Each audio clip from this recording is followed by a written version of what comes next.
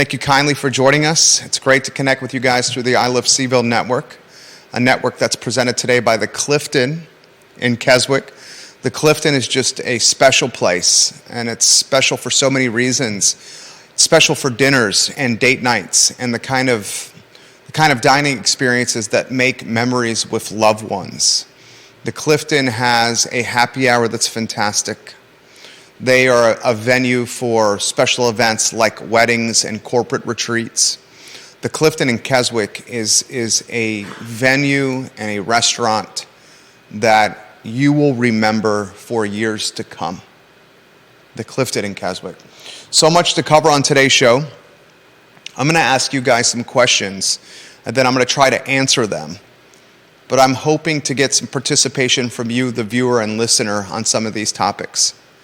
We crowdsource our topics from you, the listening and viewing audience. We welcome your perspective, and your perspective is woven into the rundown, which is the headlines you see on screen. One of the topics we'll talk about today was a topic that Neil Williamson and John Blair had me thinking about over the weekend. And I'll try to put it in a nutshell here. This past Thursday, nine people are competing for a one-year interim spot on the school board, the Whitehall District, which is one of 7 seats on Albemarle County School Board. David Oberg resigned for health reasons, not him specifically, but someone in his family. He needed to spend more time with a family member. I'll have him explain that when he comes on the show soonish. Here's a question that I think is really good. And Neil asked this question, and John Blair got me thinking about it. Neil last week on Friday asked this question. You have 9 school board candidates for an open one-year interim seat on the school board, but all the school board seats ran unopposed in the last election cycle.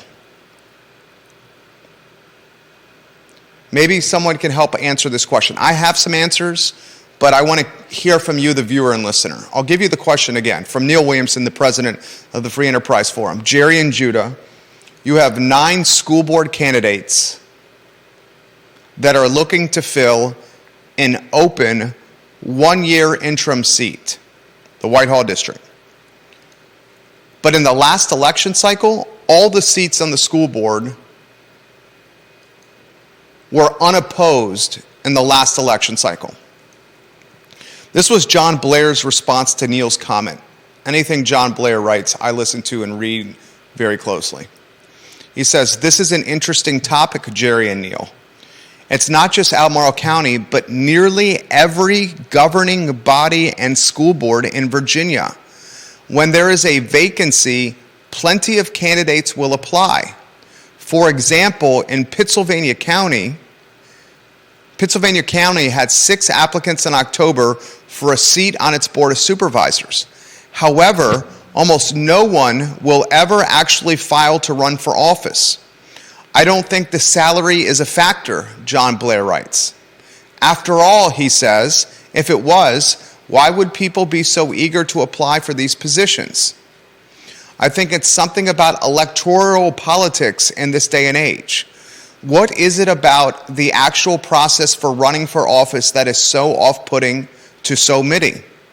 Is it gathering signatures? Is it raising money? Is it the paperwork? What reforms should we consider to get more individuals to run for local office? This is a great topic, and this is the lead of today's show. I have some ideas and some answers as someone who is going to get civically involved, and details on that on the near horizon.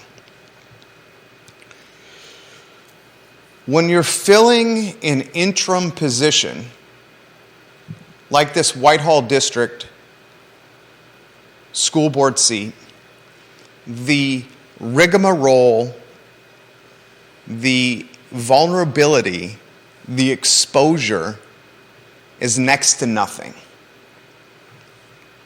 You had 9 candidates talk for 20 minutes in front of the school board on Thursday in basically a completely empty auditorium. The extent of the media coverage was Mary McIntyre, and if you're listening or watch this show in real time, Mary, or in post time, I think you do a fantastic job of live tweeting school board meetings. Mary McIntyre, who's an Albemarle County middle school literacy specialist, she live tweeted the 9 candidates and their 20-minute apiece sessions with the school board. I thought that was the best coverage. The second best coverage was Alice Berry of the Daily Progress, who wrote a story about this a day or two after the 9 candidates interacted with school board members. That's the extent of these 9 candidates from an exposure standpoint, a vulnerability standpoint, and by exposure and vulnerability, here's what I mean. When you run for office, the period of time is months, if not longer, like a year plus. And in that time of campaigning or announcing that you're going to run for office, those months or a year plus, you can be a target on social media for folks that don't like you. And those folks on social media, often behind profile pictures that are not their faces and names that are not associated with their actual real life identity, they choose to target you with slanderous commentary or negative commentary, mean-spirited commentary. And that is vulnerability. Furthermore, these months or a year plus in some circumstances of announcing that you're going to run for office, it could lead to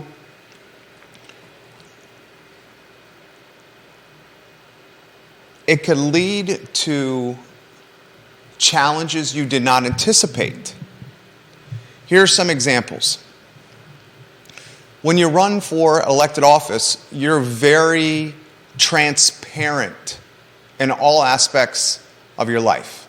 These 9 candidates for this interim seat, part of what they had to do with interacting with the school board is indicate where their children were going to school, whether they had children, where they were going to school, the age of their children. And that can be challenging for a lot of people. If a school board candidate has a child that is in private school or out of school or does not have kids, that's a topic that's going to come up.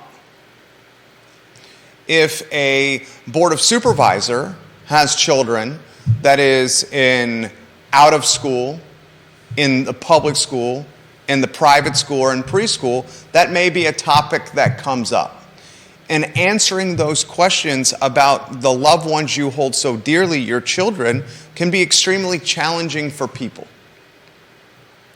I think the transparent nature of local government also includes, financial transparency.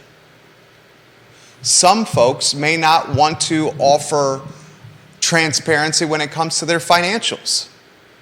This is a topic that's come up in some of these, what's the word I'm looking for? It's not the boards, but what are the and I'm drawing a blank on the name here. And maybe Carol, you can help me on this, or Bob Yarbrough, you can help me on this. You're not on the board. It's not the boards that I'm talking about. What are the groups that are right under the boards that people can volunteer for? They're often not paid positions, but they're still civically engaged positions. maybe you call them committees. Some of these unpaid positions require financial transparency to be a part of them. So here folks are wanting to get civically engaged, but then having to showcase financial information that's, near and, that's personal information. That could prevent people from getting involved civically. As Carol has said on the feed, door knocking or voter vetting through candidate forum questions when applying for appointment is also challenging. When one gets to test out how the demands of the position fits into one's life for 1 year rather than committing to 4 years if elected, that's why you may see more people going after this 1-year spot. Still, I think it's an important topic. Why do we have 9 people going after a 1-year interim spot, yet we have unopposed 4-year terms? What is the barrier of entry that's creating unopposed 4-year terms? Is that barrier of entry the door knocking? Is that barrier of entry the signature getting? Is that barrier of entry the time commitment? Is it the payment?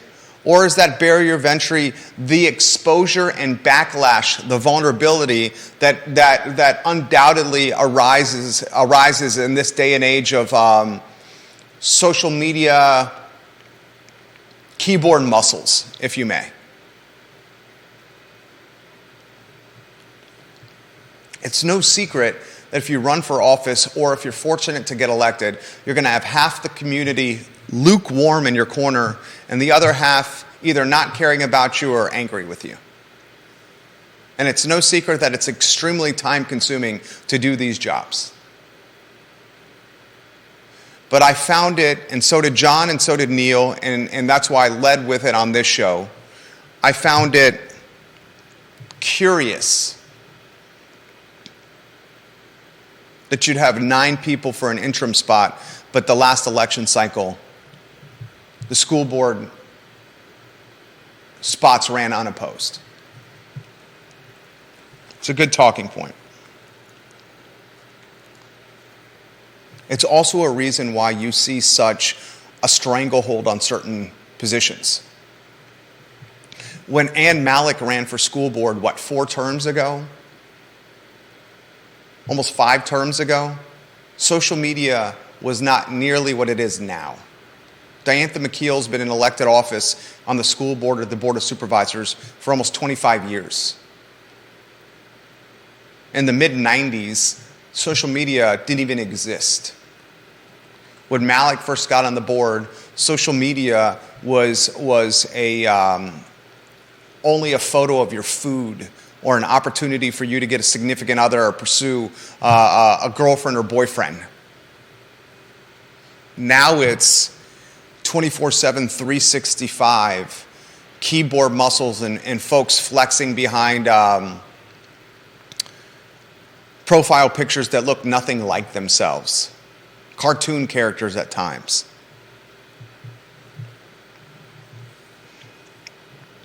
And I think the youthful candidates that are younger, are extremely aware of the exposure or vulnerability that comes for running for positions like this because they grew up in this era. And because they are so aware of this exposure and vulnerability, many are unwilling to take the civically engaged effort because of that fear. It takes not only thick skin to do this, but it takes a mindset of resilience and fortitude and courage to the 9th degree. To the 9th degree. And not only for the person that's running, but their immediate family as well.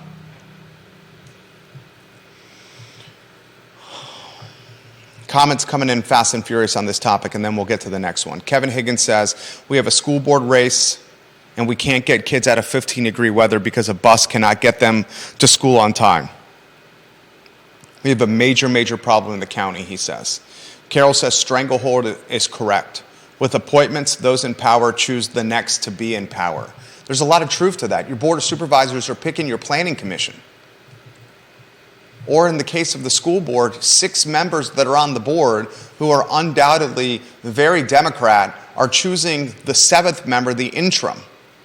They're going to pick, in fact, they indicated in the interview process, the 6 members, that they wanted to pick a person that would work in a positive or easygoing mindset with the current board members. Think about that. The 6 people on the board are indicating on the record behind the dais that they are going to pick somebody that they know will get along with them on the dais. Think about that. Let's go to comments. This is from the I Love CVille Network's version of Deep Throat. He says, to the school board question, 2 answers. Once school boards have become a hot topic only in the last year or two due to the culture war concerns. 2, being appointed has a heck of a lot more attractive than having to run a campaign. He's right. Running a campaign is no easy task. The time investment of appointment is nil. The abuse is nil. It's over in a week or 2. Either you get it or you don't. When you run for an open seat, campaigning, the time investment is significant, the abuse is significant, and it takes months before you figure out an answer. That's a good comment there from Anonymous, the I Love CVille version of Deep Throat. All right, I want you to consider that topic. And this is it before I move on to the next one. Why do we have 9 people pursuing a 1-year interim spot? Yet last election cycle, that same school board had all races run unopposed. That's a cocktail conversation starter. That's a coffee talk topic right there. Neil Williamson's Free Enterprise Forum released the Q3 retail report. Neil was kind enough to send it to us this morning. Thank you, Sir Neil Williamson. We've dubbed him the king of content. You can find this information on the Free Enterprise Forum website. I'll read a couple paragraphs from the report, and this is directly from what Neil wrote. According to the Virginia Department of Taxation reports, this year, Central Virginia localities received over $5 million more in local option sales tax revenue compared with this point in 2021. Recently released sales tax collection numbers indicate retail and internet sales growth in all 7 Central Virginia localities tracked by the Free Enterprise Forum. It is important to note sales tax data is a lagging indicator as it is always a looking in the rearview mirror. Neil reports that Augusta County has the highest year-to-date percentage increase at 19.89%. Wow. Growth, while Waynesboro had the lowest of 6.55%. So year over year, sales tax revenue increases. Augusta County, basically 20%. Waynesboro, the lowest increase, 6.55%, but still an increase for Waynesboro. Neil writes, when examining actual dollar increases, Albemarle County has the highest year-to-date revenue, total revenue, with increased sales tax revenue of nearly $1.9 million. That makes sense. Albemarle County's got the most people. It's large, and it's got the largest population. So you would expect year-to-date revenue, total dollars spent, would be the largest. The smallest increase in real dollars was Greene County, with an increase year-to-date of $115,000 over 2021. So Augusta County was basically 20%. Albemarle was 11.05% year over year. Charlottesville, 9% year over year. Fluvanna, 15% year over year. Greene, 5% year over year. Louisa, 10% year over year. And Waynesboro, 6.55% year over year. Here's the question I have. And this is a question I asked Neil in this morning's talk show. The sales tax revenue increases. Is it truly more widgets being sold, which is the best scenario, people buying more stuff? Or is the revenue increase a byproduct of inflationary pressures?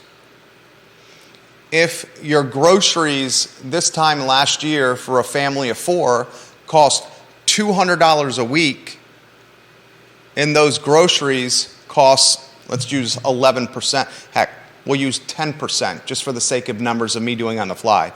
Those groceries cost, what, 10% more, $220 more per week for a family of 4 this year because of inflation. That's going to skew the sales tax collection data. That doesn't necessarily mean economic vitality. It just means that things are more expensive. What we really want to see are more things being sold in Q3 2022 versus Q3 2021, year over year, or is it just more expensive to buy those things? Because if it's more expensive just to buy those things, then that's not a good sign for the local economy. It means we have less money to spend. We still have to buy food for our family of 4, so we're still going to spend the amount we need to spend to feed that family. But if that food for our family of 4 is 10% more costly this year versus last year, then that delta, that $20, is being given to food and not another source of economic stimulus. Coffee, breweries, toy stores, clothing stores, you name it. So that's the true indication of economic vitality. How is the inflationary pressures driving these revenues and to what extent? And that's a fair question. That's a question I certainly would want to know. Our friend Jim Hingley is watching the program. I like when you watch the program. Jim Hingley is Commonwealth's attorney and friend of the program. I love Jim. Smart guy. Jim Hingley sends us 2 direct messages from the Virginia Code. Thank you, Jim. I'm going to read these directly to the viewers and listeners. Okay, and this is in regards to the first topic, financial disclosure requirements. It says, Jerry, I think this is what you're looking for as far as financial disclosure requirements for those serving on local boards, advisory committees. That's what I was looking for, the advisory committees. Thank you, Jim, and the like. This is from Virginia Code 2.2-3112. Prohibited conduct concerning personal interest in a transaction exceptions. A, each officer and employee of any state or local government or advisory agency who has a personal interest in a transaction shall disqualify himself from participating in the transaction if the transaction has application solely to property or a business of governmental agency in which he has a personal interest, or a business that has a parent, subsidiary, or affiliated business entity relationship with the business in which he has a personal interest. Also, he is unable to participate pursuant to subdivision B, 1, 2, or 3. Any disqualification under the provisions of this subsequent subsection shall be recorded in the public records of the officers or employees' governmental agency. I'll copy this code and share it in the comment section of my personal Facebook account. I'm posting it now in the comment section of my personal Facebook account. There's the first one, and here in the second one. Jim, I love when you comment on the show. Here's what I've wondered, Jim. Here's a question for you, Jim. And I always ask it in relationship to realtors first. Why have we never seen, and never's not the right word. As far as my memory consists, and I've dug pretty deep into this, Why do we not see realtors on boards of supervisor? And here's a follow-up question for you, sir. How could a realtor vote in any capacity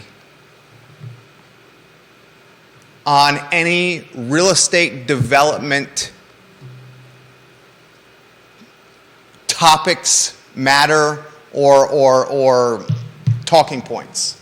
Would it not be a conflict of interest if a realtor was on the board of supervisors and that individual, man or woman, was having to cast a vote in favor or against a real estate development, a development that they could later profit on in the sales of homes associated with it? That's a question I have. I'm curious of your take on that, Jim. You know how much I respect you, sir. I would think that would be a direct conflict of interest. Voting in favor of a real estate development that said board of supervisor could later profit on with their day job of selling, buying, helping people buy and sell homes. Would that individual have to recuse themselves from all votes associated with real estate in a board of supervisor setting? Very curious of your take, Jim, on that one. That seems like the definition of conflict of interest, but sir, you are the professional. We got comments coming in fast and furious here. This from, all right, let me see if I can get to these.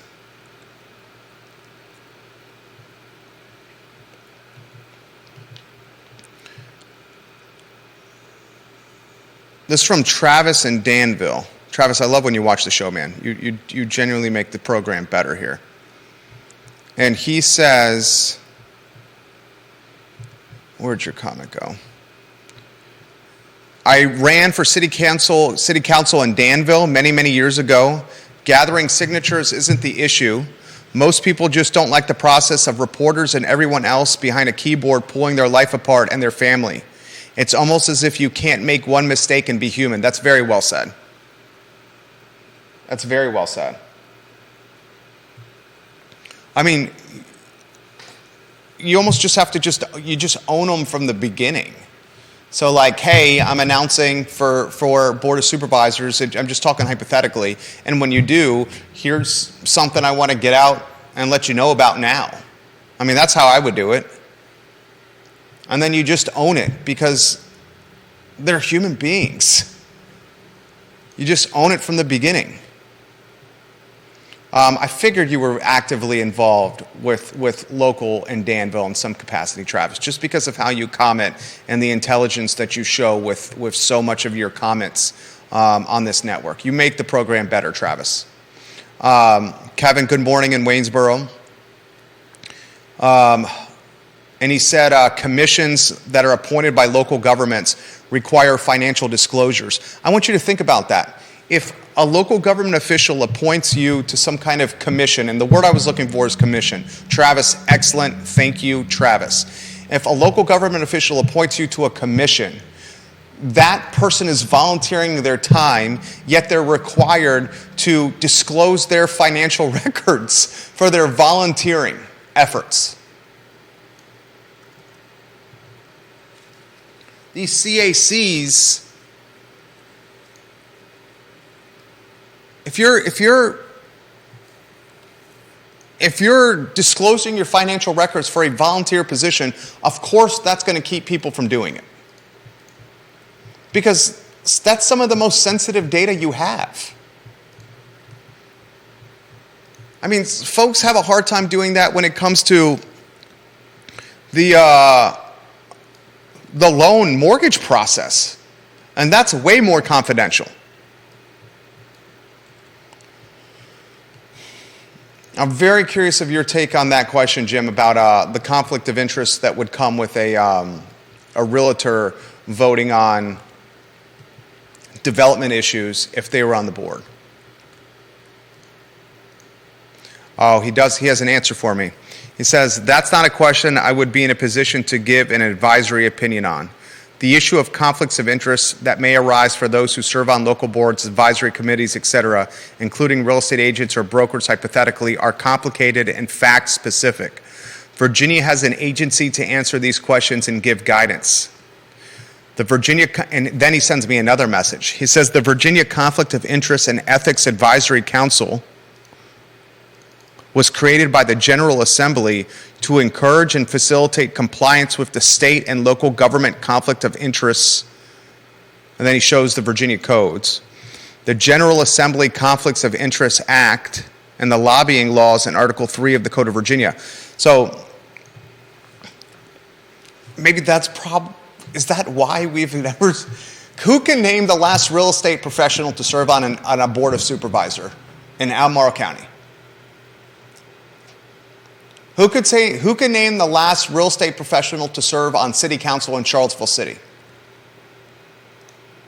Can anyone name a realtor who has served on the board of supervisors in Albemarle County or in Charlottesville City in the last 25 years? I've been here since 2000. I cannot name a single, and I don't proclaim to be an expert on this by any means. From 2000 to 2022, my 22 years in this community, approaching 23, I follow the news inside and out because that's how I made my living. Either as a print reporter at the Daily Progress, as a TV broadcaster at NBC 29, as a radio broadcaster at Monticello Media and ESPN Radio, and now doing what I'm doing here, where I'm doing live content, long form, where you have to read everything to be able to do something like this. In 22 years of being in this community, cannot think of a single realtor that's been on the Board of Supervisors in Albemarle or in City Council. I got a question for viewers and listeners. Who can think of a realtor, a real estate professional that's been on the Board of Supervisors in Albemarle County or the City of Charlottesville in the last 50 years? 50 years. Name one. Can you think of a single one? Anyone have a name they can give me? Anyone? I don't think that it exists. In the last 50 years. Who can name one in the last 75 years? You? Can you? Sure. Of course I can. Okay. You make sure you're talking into the mic there. In the last 75 years, can you name a real estate professional on the Board of Supervisors for Charlottesville City Council? Do you know, Jim, you follow this closely. Do you know any, Jim? Anonymous, the I Love CVille Network's version of Deep Throat. Can you name any? And then a follow-up question to that would be, if you are a real estate professional and you're voting on approving or denying a real estate development in the county that you're working within, is that not a conflict of interest? How could somebody vote yes or no on a real estate development if their job is helping people buy and sell real estate?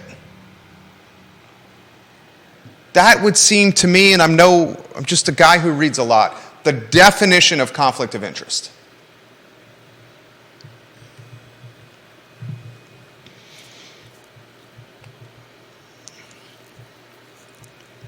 Anonymous sends us one more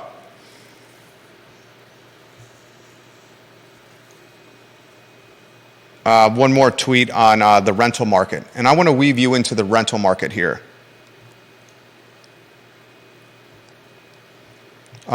Judah, let's go to a two-shot.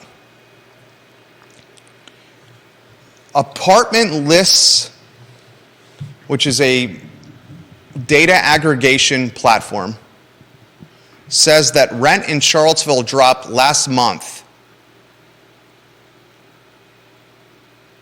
by 2%. Okay. In the Charlottesville area, monthly rents, residential, dropped by 2%. That would be on rents that are being offered for new rentals, right? Because anybody else would already be locked into Under lease. a rate on their lease. Yeah, under lease. That's correct. That's exactly right. Here's the really damning statistic, though. Since March 2020, so that's close to 3 years, Yeah. rents are up 14.5%. Now, if you chop that 14.5% over a 3-year period, you're looking at an increase of essentially 5% a year. And most rents by lease have escalator clauses in them, where rents go up somewhere between 3 and, depending on how aggressive your landlord is, 7% every year. So that's the thing about data. Anyone can make data say a certain narrative. Yeah. So one narrative is rents dropped 2% Yeah. last month. And that narrative is rents are dropping, they're stabilizing, Yeah. they're going down. That's one narrative. The second narrative is, rents dropped 2%, but they've gone up 14.5% since March 2020, so that 2% is worthless. That's the other narrative. The third narrative is, over a 3-year period of time, the monthly rents have gone up 14.5%, so divided by 3, that's less than 5% every year, and rents have to go up every year to keep up with cost of goods and inflationary pressures, or the landlord loses money. Her real estate taxes are going up, the labor to maintain the units are going up, homeowners association dues are going up. That's the third narrative. So that's just an indication of how data can be skewed to reflect the narrative that whoever's relaying that data, their motive. I want your take on this. Anywhere you want to go, it doesn't even have to be this topic, because I know this is a topic that's near and dear to your heart. I mean, I don't see a 2% drop having a whole lot of effect on anyone, especially not at the time when, as you said, inflationary pressures are here. And people are already starting to struggle from, whether it's inflation or the rate hikes that we've been going through. We're clearly in a tough time, and seeing a 2% drop after, whether you want to call it a natural rise in rent prices. A 2% drop, I don't think, is going to make a whole lot of difference to most people who are struggling to find a place that they can afford. Keep going.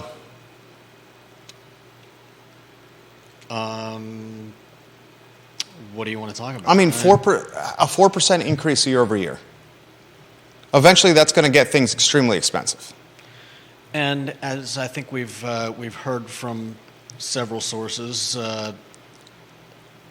prices in Charlottesville are already high. So even if you say that a 5% increase every year is normal and natural, and the landlords are just doing what they need to cover their side of the inflation and doing all the upkeep and all the other natural things that come along with owning a rental property.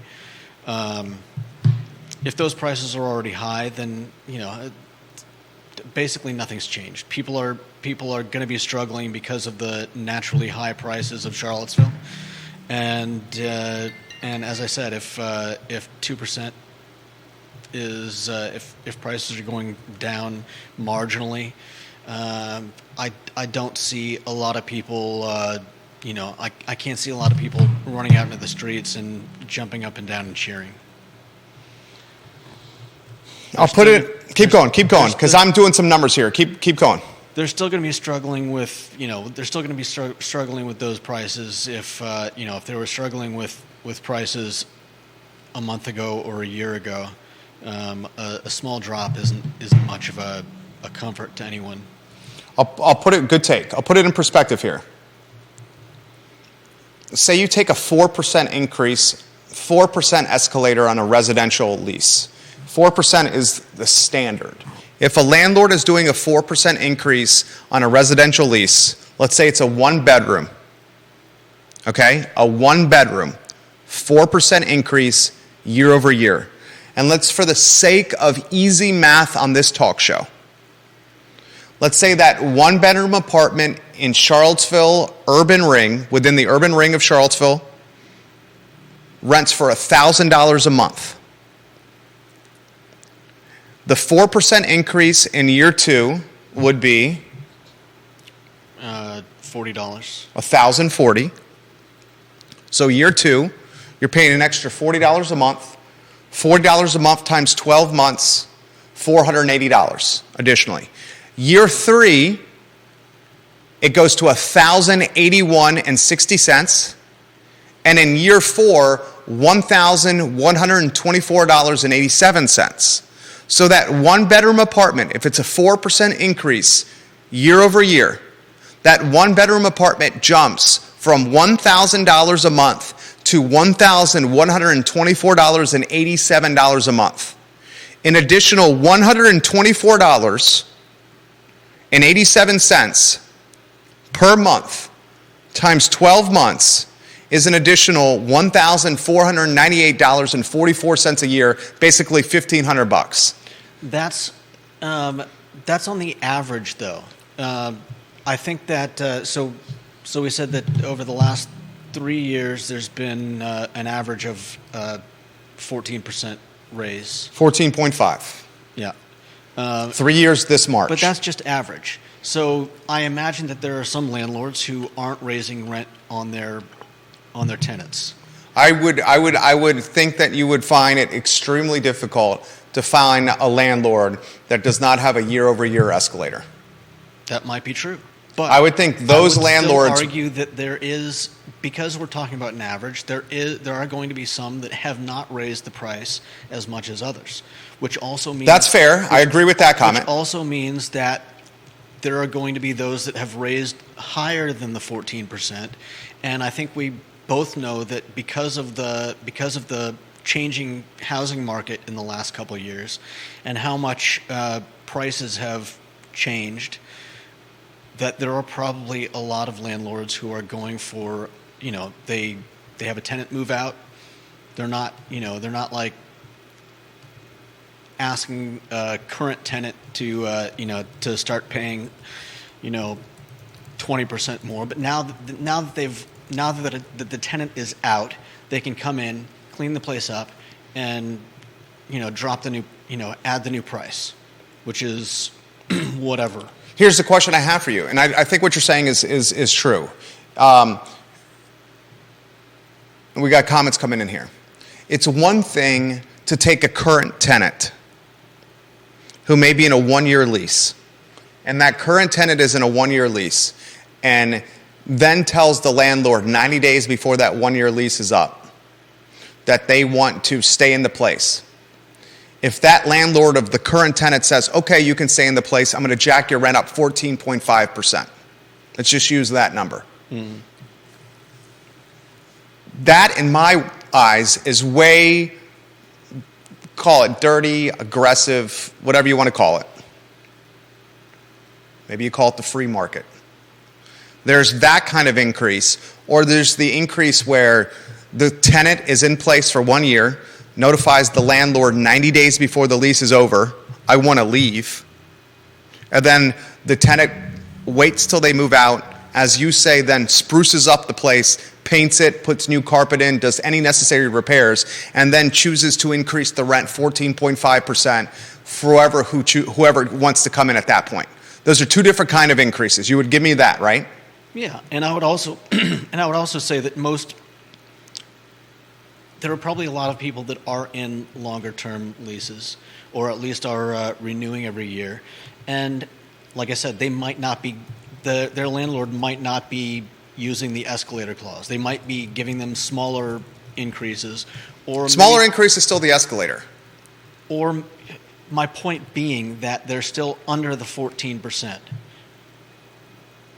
which means that there are people that are raising more than 14%. If the people that are raising more than 14%, are they doing it to the current tenant that's in there that wants to stay? Probably not. Probably not.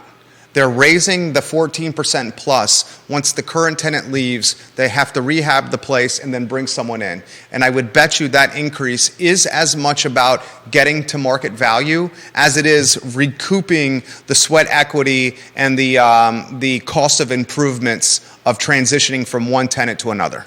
Okay. I don't know that that's even... That's definitely, of course it's relevant. It's a business. But we're not talking about what the landlord did to the place. We're talking about prices. We're talking about rent prices now. If the landlord, okay, here's a good example. I get what you're saying. If I had a transition... But none of that matters to the renter. But it matters to the landlord who owns the property. But that's not what we're discussing. Well, the landlord determines the price. I know. So a good example is I had a transition, one of mine, at the Villas at Southern Ridge. And it was a one-year tenant. The family was it was a family with two kids, and it was a one-income family, and he was the general manager of a retail store. And then he got redistricted, or he got transitioned to another store within the same brand but out of market. And then we had to go in there and we had to paint the walls. Do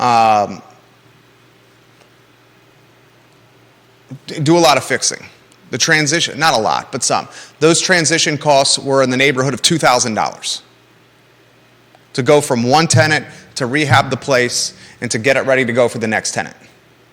$2,000.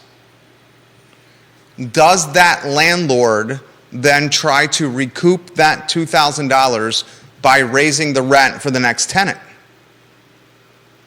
Probably. Or does the landlord just use the 4% escalator that came with the lease and said, even though this tenant's not in here, I'm just going to go with the 4% I like to increase year over year? I would bet you 9 times out of 10, the landlord is, especially the mom and pop landlords, I'm not talking the MSCs out there, the mom and pop landlords, are basing their rental increases on recouping the rehabilitation costs of said unit. No doubt. And if that's how, if we think maybe 9 out of 10 are thinking, that's how markets, price points in markets are set. Okay, but you're still talking about the 14.5%, and you're still ignoring the fact that a lot has happened in the last couple of years. The last year, prices of houses have gone up, what, in some cases 40% or more? Insane amounts. Yeah. And from what I've heard from a lot of the guests on our various shows, some of the rental properties are having their prices raised based on the cost of the taxes, which are based on the values of the houses. Value of the house. That's right. Which tells me that some of these people are just raising the price of the rental based on a wholly new assessment where the house is now worth $300,000 instead of $250,000. I think that's a great point. I think that certainly influences price points. Which tells me that, and what I was getting at earlier, and why I don't think the argument about the landlords really matters, because I think, as I said, there are some landlords that probably they're raising it very small amounts. Maybe they have tenants that have been in there for years. Maybe there's no mortgage on it. Yeah. Exactly. Maybe the tenant took care of the place a little bit better than other tenants, and they didn't have as much rehabilitation costs. So maybe their assessments didn't uptick massive amounts because homes on that block of the city or the county did not sale or trade during this crazy 2-year, 3-year period of COVID. The point being that they are the low end of the average. The high end of the average is then a lot more than 14.5%. And I would argue that a lot of the places that were on the low end of the rising rent prices probably do have steady renters. Got people that they've had in there for a while, who are happy to be there. They probably like the price. They don't want to go looking for something more expensive, which means that the places that are left, the places that are on the market for people looking for a rental, are going to probably end up higher on the average than those other places. So while they may have gone down 2%, it may still be above that 14.5% that you say is standard for 3 years of raising rent prices. Anonymous says this. The point here, gentlemen, is that Charlottesville rent increases are not a consequence of some extreme squeeze in Charlottesville supply, but rather a reflection of general increase in price level. We are well below the increases at the national level in Charlottesville, Virginia. All right. He also adds renewals that don't go to market won't make it onto apartment list stats. Renewals that don't go to market won't make it onto apartment list stats. Renewals are when the tenant stays in place, and their rent increases a marginal amount. So if those renewals made it onto apartment list stats, it would lower the number. Yeah. Because the renewals would be coming in at price points that are much more nominal than a new tenant replacing another one. Right. And then the landlord having to rehabilitate the unit during the transition. Mm-hmm. That's fair. It's regardless, we still have the issue of affordability. Any way you slice it. Right. But I think what Judah and I are doing, and what my hope is from this conversation that you get, is you can interpret statistics any way you want. Yeah. Like Neil Williamson, and I think Neil is watching now. I love Neil, and I love his report on the Free Enterprise Forum about Q3 retail increase. And in Albemarle County, Q3 2022 versus Q3 2021, Albemarle County saw an uptick, according to the Free Enterprise Forum, of a substantial amount. I mean, we're talking, 11% in Albemarle, 9% in Charlottesville year over year? On paper, that's very positive. However, I wonder how much of that increase is due to inflationary pressures. Right. Like, are more widgets actually being sold? Or are those widgets just cost more? And if they cost more, that will drive more gross sales tax revenues. But that doesn't mean the average household has more money to spend on said widgets. Right. It's a different way of interpreting data. Yeah. And I would bet, especially as we've seen CPI uptick year over year. People are buying less and paying more. Exactly. I would bet that's a large chunk of this increase. People are buying less and paying more. And I would also bet a large chunk of this increase is internet sales. And say what you want about internet sales, but internet sales aren't necessarily good for the local economy. Definitely not. Internet sales for the local economy means automation, and it means less jobs at brick and mortars. And it means that all that money that's that people are making in this locality, yeah, is a lot of it, or some portion of it, is being sent out of the jurisdiction. In some aspects. Well, if everybody found the cheapest prices on Amazon and started buying from Amazon, I mean, they could still buy something on the internet from Animal Connection and have it sent to their house in Albemarle County. They could. And Amazon, I don't think, is factored into this data. Neil, is Amazon factored into this data? Is Amazon factored into the retail tax data locally? I don't believe it is. Well, you're the one that brought up the internet. I brought up the internet in relation to a brick and mortar having an internet website and selling goods from their internet website putting them in an envelope or a box and mailing it to people. That requires a lot less labor than having the average Joe or average Sally walk into their storefront and buy it from their shelf. Right. Walking into the storefront and buying from the shelf means more labor than having a store that puts stuff in a box and mailing it. And a good example is you and I in the I Love CVille merchandise. The sales that we do, which are not vast, happen on the internet. And they consist of stuffing an envelope with a shirt, a hat, sticker, whatever, and taking it to the post office.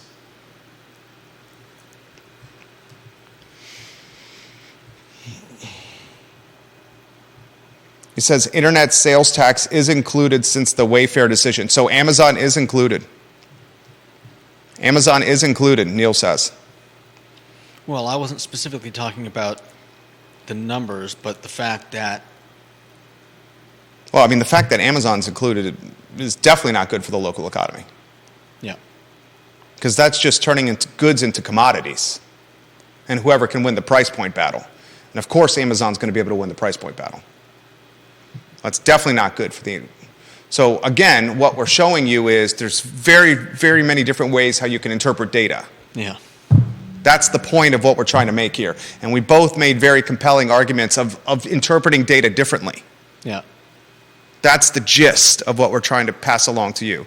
I got two positive things that I want to get out. And Bob, I want to save some... I'll bring this up on tomorrow's show, Bob Yarbrough. Bob Yarbrough sent this to me over the weekend. He's the king of Redfields. He said Piedmont, Virginia Community College, this article is on NBC 29, launched a new associate degree program in partnership with Willow Tree. PVCC is launching a new 2-year associate degree focused on app and software development.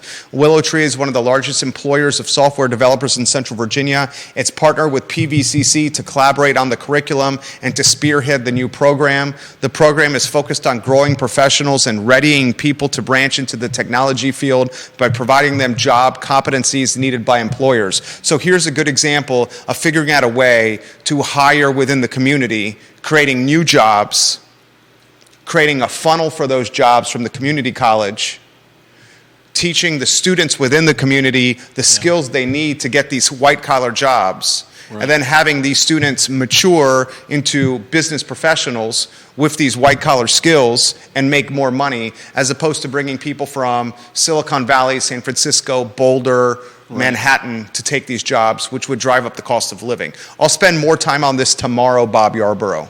Bob Yarbrough is A+ people, the king of Redfields. We will also highlight on tomorrow's show a holiday market that's happening in Crozet as a positive story. Crozet is putting together a holiday market where vendors, many of them small business owners, can showcase their wares around the community. I personally have a 2 o'clock meeting, so I'm going to close today's show. I want to close today's show with this. Neil and John Blair got me thinking over the weekend about Albemarle County School Board and the Whitehall District. 9 people applied for the interim position, David Oberg's seat, yet last campaign cycle, everyone ran unopposed on the school board. That's a travesty. But it's also an indication of the vulnerability, the exposure, the level of transparency and effort needed to win a campaign. When you're running for local office, you will be picked apart like Thanksgiving turkey by people with keyboard muscles hiding behind fake names and profile pictures that are not synonymous with their face. And that's difficult for people to swallow. And that's probably why you're seeing a lot of elections running with very little competition. Because in the era of social media and digital media and smartphones, people can be very mean-spirited. And some people from a mental makeup are able to withstand that nastiness better than others. It's called fortitude, thick skin, courage. Some folks just don't want to deal with it. And in an interim position, you don't. Because it's a short window and you're appointed. You don't have to campaign. Full-time position, it's a long window. You're campaigning and the exposure is significant. And that requires thick skin, courage, and fortitude. Judah Wickhauer did well today. My name is Jerry Miller. That's the I Love CVille Show on a Monday. Good job today. Excellent work. I got a 2. I'm going to be back here before owners meeting at 5:30. We're going to have to move this stuff out.